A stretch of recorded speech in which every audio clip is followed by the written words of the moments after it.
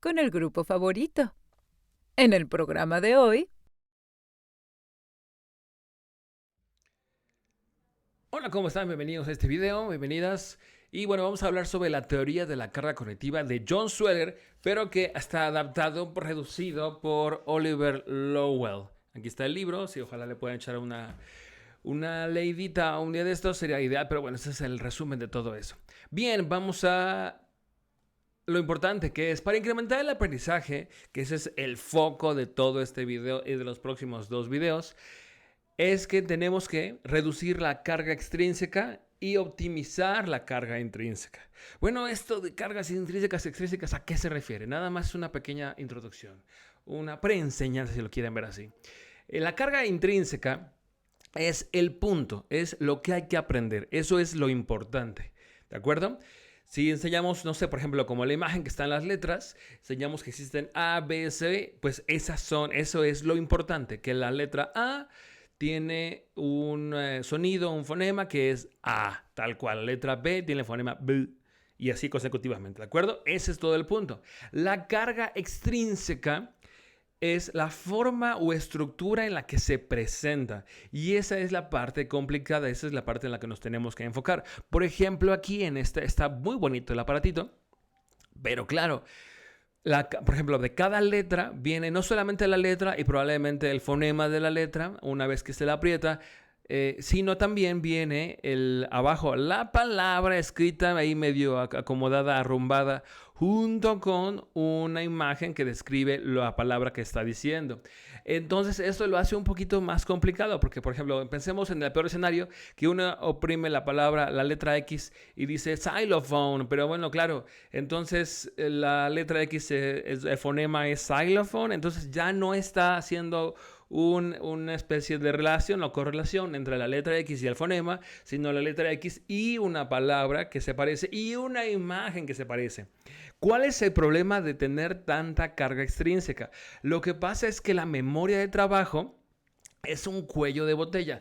Pongámonos en este escenario. Tenemos el medio ambiente y en el medio ambiente hay más de 1 millón de estímulos. Es una cantidad infinita de estímulos, ¿no? Está impresionante. De ahí nuestra atención, y eso es muy importante, nuestra atención se enfoca, de los millones y millares de estímulos, se enfoca en uno solo. A partir de ahí se va a la memoria de trabajo. Uno puede poder pensar, pues, todo muy bien. Y tenemos una de dos opciones. Bueno, en realidad una de tres. Uno, o lo aprendemos y se va a la memoria a largo plazo, o lo recordamos de la memoria de largo plazo y lo relacionamos con algo que ya estamos conociendo, ¿de acuerdo? Ahorita platicaremos un poquito de eso. O lo olvidamos. Entonces, eso es muy importante, no saber que pues de esta manera aprendemos, pero siendo que el medio ambiente es una cantidad casi infinita o infinita de elementos y la memoria a largo plazo pues también es una cantidad infinita de elementos, no se ha descubierto hasta ahora que haya un límite a lo que uno puede aprender, no una cantidad, aprendiste 100 cosas y hasta ahí. Pues no se ha logrado ese conocimiento, no se sabe, entonces suponemos que pues sí es infinita. Lo que es el cuello de botella es la memoria de trabajo, porque a la memoria de trabajo solamente le caben de 4 a 7 elementos, de 4 a 7 cosas. Y de 4 a 7 cosas depende un poquito de la práctica y también de la edad. Por ejemplo, entre más jóvenes, menores de edad, muy pequeños, pues tendrán 2, 3 quizás elementos en su carga cognitiva, o inclusive uno si son bebés o de ese tipo de edad, o pues va creciendo con el tiempo. Entonces, con probabilidad sus alumnos estarán, por ejemplo, entre las 3 y 4 cosas. Eso es lo más probable. Esa es su carga cognitiva. Esa es la cantidad de cosas que le caben en su memoria de trabajo. Esto de acuerdo con el estudio que está ahí citado de Cowan de 2001. Lo pueden checar.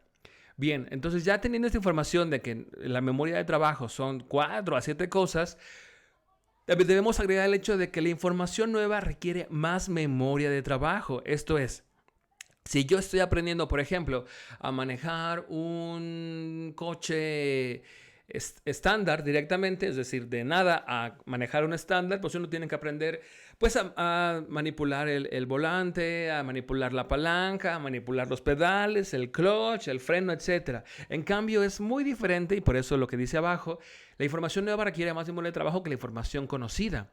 Si uno va de aprender automático a aprender estándar, pues uno ya tiene la memoria de largo plazo, cómo manipular un volante, dónde se encuentra la palanca, dónde se encuentra el freno, dónde se encuentra el pedal, y lo que tiene que agregar es dónde se encuentra el clutch, ¿no? Para hacer el cambio de automático estándar. Pues eso es básicamente el problema. La información nueva, y pues básicamente casi todo lo que enseñamos es información nueva, o debería ser información nueva en un 50% por lo menos, requiere más memoria de trabajo. Por esto es que hay que, pues, ayudar a que la carga extrínseca no sea demasiada. Pongamos el ejemplo, como decía hace ratito, de aprender a leer. Uno puede aprender por letra, ¿no? Entonces, como veíamos hace rato, venía xilófono, entonces pues, empieza con X, es una X, y luego una I, y luego una L, xilófono, exacto, una L, luego una O, luego una F, y así consecutivamente. Uno aprende a reconocer letra por letra. Después, eso uno lo va automatizando y ya reconoce pues las sílabas, ya no letra por letra, ¿no? Entonces va el sí, y luego el lo, y luego el fo, y luego el no. Eso lo hace un poquito más rápido. Y ya con todavía más práctica y más automatización, uno lee las palabras. O inclusive, pues ya quienes nos dedicamos a leer muchos textos, pues ya podemos leer, yo diría, una oración breve de 3 o 4 palabras de una manera mucho más rápida, casi como si fuera una palabra. Entonces, ese es el proceso. Y eso es inevitable, hay que fragmentar y automatizar para facilitar el aprendizaje, porque esto reduce la carga de la memoria de trabajo. Es decir, como veíamos hace ratito, si uno aprende ya a manejar la letra, la sílaba, la palabra, esto lo hace mucho más fácil y reduce la carga de la memoria de trabajo. Eso es lo que hay que estar maniobrando para que no sea demasiada la carga a la memoria de trabajo. Automatizar el proceso es de lo que se busca. Piensen, por ejemplo, en un profesor nuevo.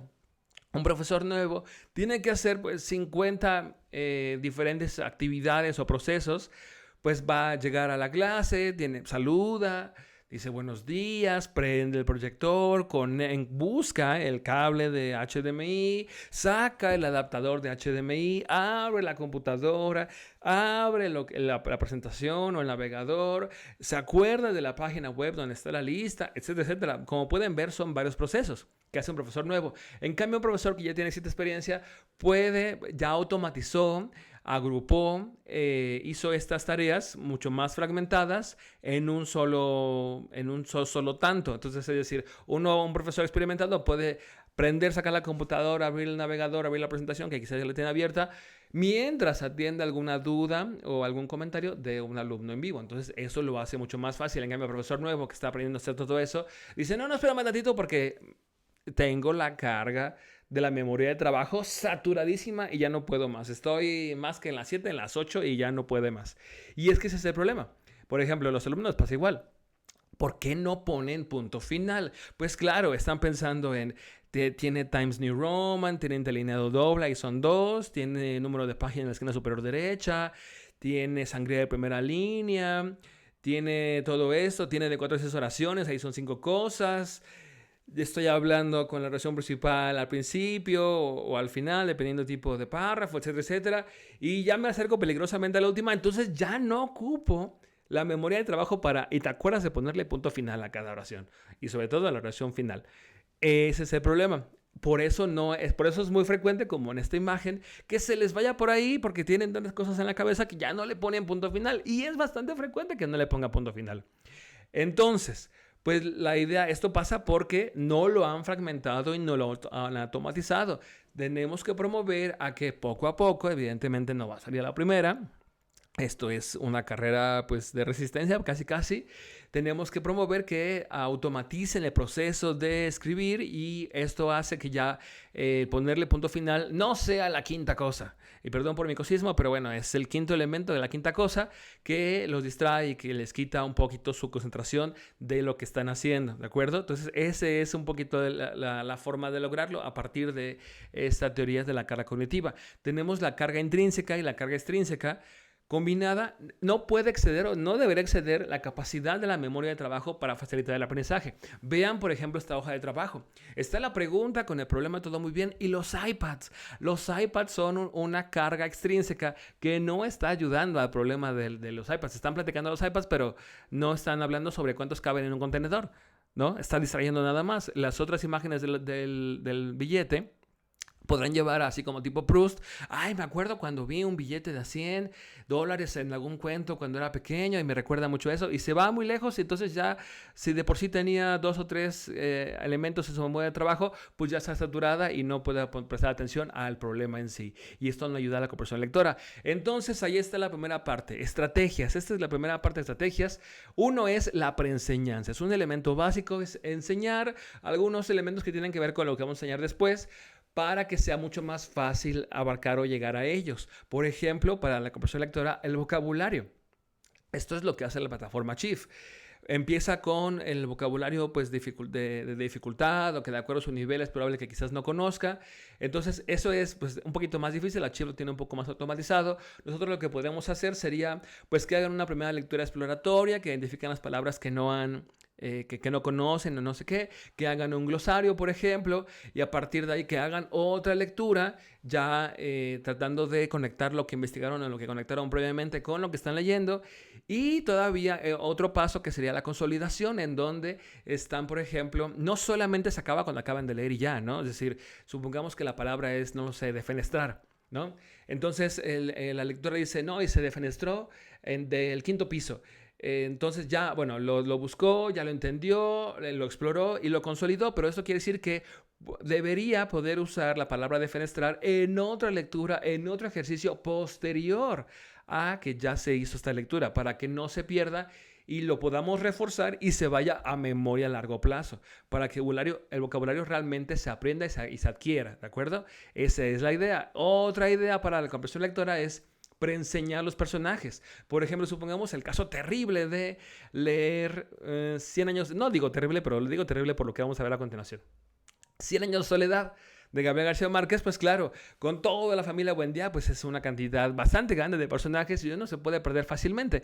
¿Cuál Aureliano Buendía es el que estaba diciendo? Entonces no me acuerdo. La primera solución sería pues que busquen e investiguen cuáles son los personajes de la obra.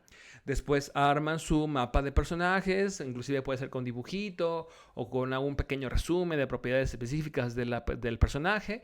Y ahora sí ya pueden proceder a ir leyendo la obra, que va a ser mucho más fácil porque ya tienen un primer acercamiento a la obra a través de los personajes y eso hace que la comprensión sea más fácil y que no se cargue la memoria de trabajo con elementos que no son de carga extrínseca, pero que saturan la carga intrínseca. Y esto lo hace mucho más eficiente su manera de hacer la comprensión lectora. Y ya por último de este video es la segmentación.